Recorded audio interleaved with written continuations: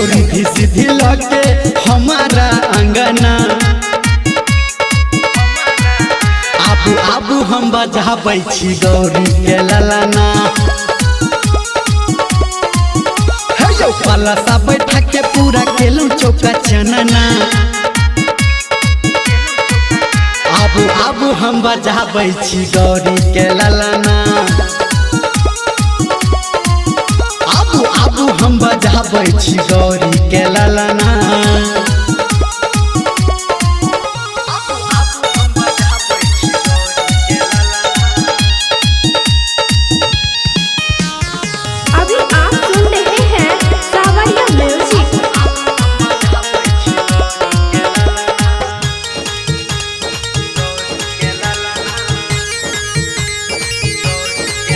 हे यो विनती करे छी हम जोड़ी दोनों हाथियो।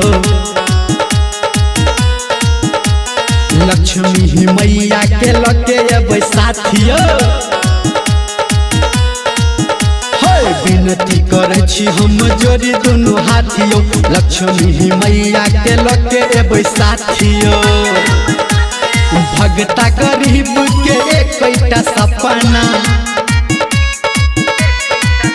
आबू आबू हम बजाबै छी गौरी के ललना। आबू आबू हम बजाबै छी गौरी के ललना।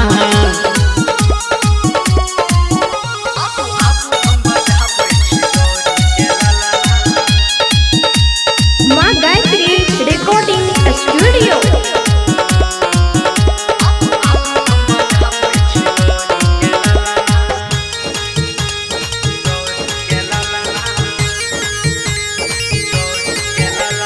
मंगल के दाता अहाँ सब सुखदायक।